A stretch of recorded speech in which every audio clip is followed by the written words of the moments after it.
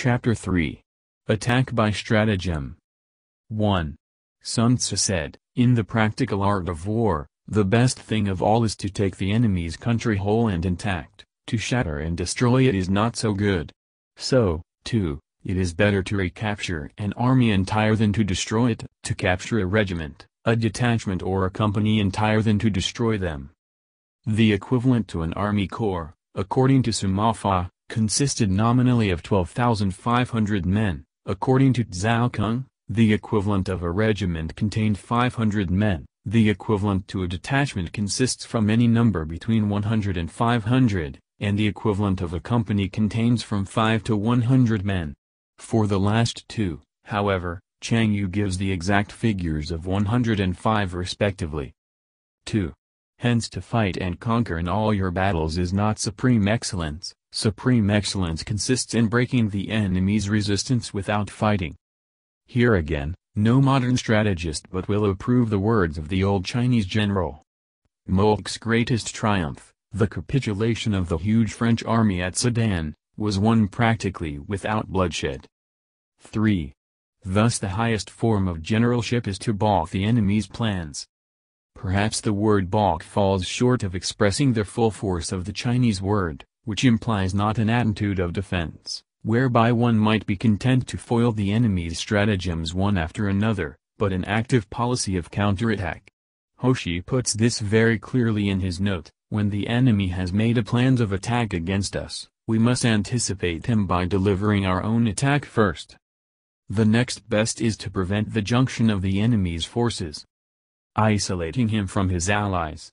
We must not forget that Sun Tzu, in speaking of hostilities, always has in mind the numerous states or principalities into which the China of his day was split up. The next in order is to attack the enemy's army in the field, when he is already at full strength. And the worst policy of all is to besiege walled cities. 4. The rule is, not to besiege walled cities if it can possibly be avoided. Another sound piece of military theory. Had the Boers acted upon it in 1899, and refrained from dissipating their strength before Kimberley, Mafeking, or even Ladysmith, it is more than probable that they would have been masters of the situation before the British were ready seriously to oppose them. The preparation of mantlets, movable shelters, and various implements of war, will take up 3 whole months. It is not quite clear what the Chinese word, here translated as mantlets, described. Stratagem simply defines them as large shields, but we get a better idea of them from Li Chuan, who says they were to protect the heads of those who were assaulting the city walls at close quarters. This seems to suggest a sort of Roman testudo, ready-made. Mu says they were wheeled vehicles used in repelling attacks, but this is denied by Chun Hao. See Super 2.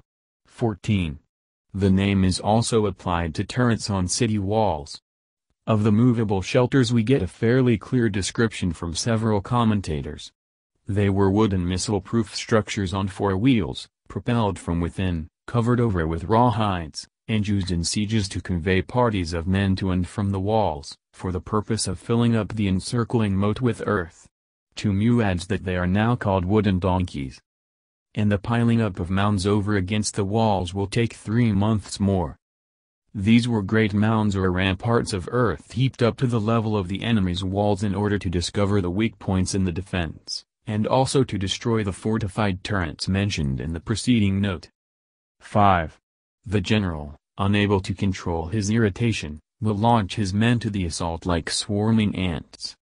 This vivid simile of Stratagem is taken from the spectacle of an army of ants climbing a wall. The meaning is that the general, losing patience at the long delay, may make a premature attempt to storm the place before his engines of war are ready. With the result that 1/3 of his men are slain, while the town still remains untaken. Such are the disastrous effects of a siege. We are reminded of the terrible losses of the Japanese before Port Arthur, in the most recent siege which history has to record. 6. Therefore the skillful leader subdues the enemy's troops without any fighting. He captures their cities without laying siege to them, he overthrows their kingdom without lengthy operations in the field. Chia Lin notes that he only overthrows the government, but does no harm to individuals. The classical instance is Wu Wang, who after having put an end to the Yin dynasty was acclaimed father and mother of the people. 7. With his forces intact he will dispute the mastery of the empire, and thus, without losing a man, his triumph will be complete. Owing to the double meanings in the Chinese text, the latter part of the sentence is susceptible of quite a different meaning, and thus, the weapon not being blunted by use, its keenness remains perfect. This is the method of attacking by stratagem. 8.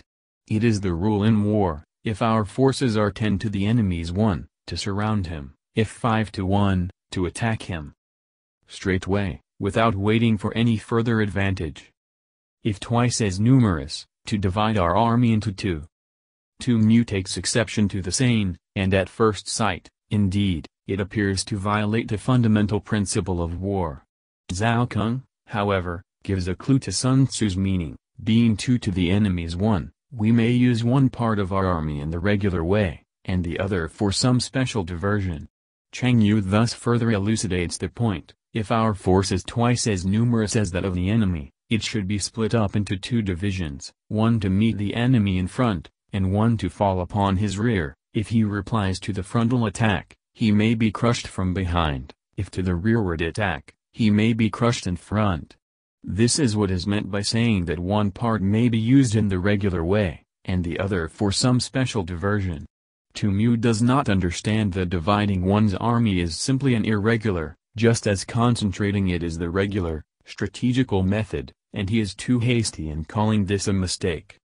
9. If equally matched, we can offer battle. Li Chuan, followed by Hoshi, gives the following paraphrase, if attackers and attacked are equally matched in strength, only the able general will fight. If slightly inferior in numbers, we can avoid the enemy. The meaning, we can watch the enemy, is certainly a great improvement on the above, but unfortunately there appears to be no very good authority for the variant. Chang Yu reminds us that the saying only applies if the other factors are equal. A small difference in numbers is often more than counterbalanced by superior energy and discipline. If quite unequal in every way, we can flee from him. 10. Hence, though an obstinate fight may be made by a small force, in the end it must be captured by the larger force. 11.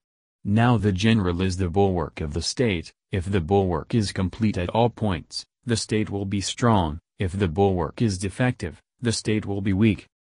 As Li Chuan tersely puts it, gap indicates deficiency. If the general's ability is not perfect, that is if he is not thoroughly versed in his profession, his army will lack strength.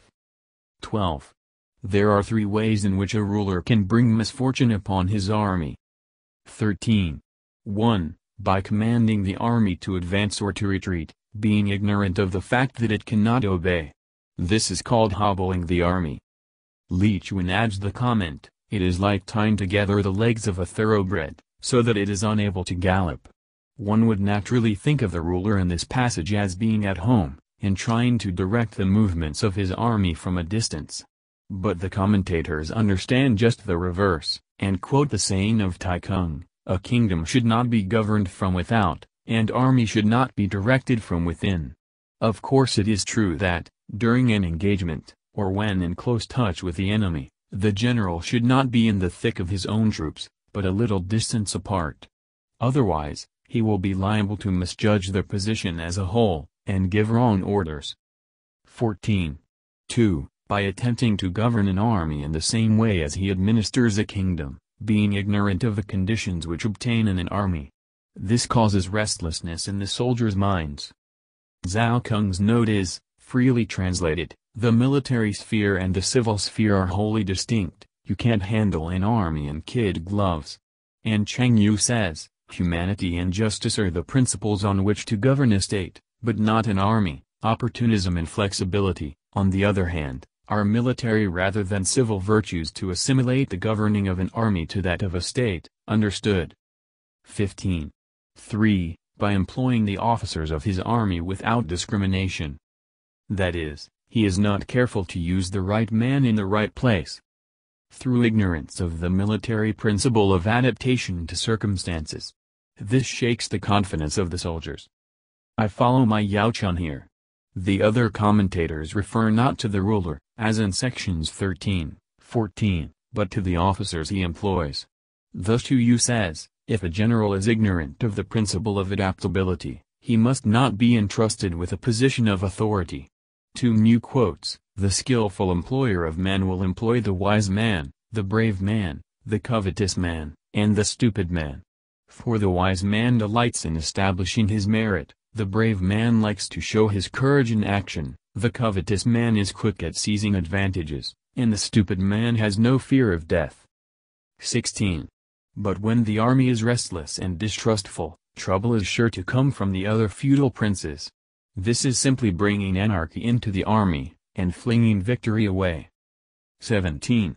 Thus we may know that there are 5 essentials for victory. 1. He will win who knows when to fight and when not to fight. Yu says, if he can fight, he advances and takes the offensive, if he cannot fight, he retreats and remains on the defensive. He will invariably conquer who knows whether it is right to take the offensive or the defensive. 2. He will win who knows how to handle both superior and inferior forces. This is not merely the general's ability to estimate numbers correctly, as Li Chun and others make out.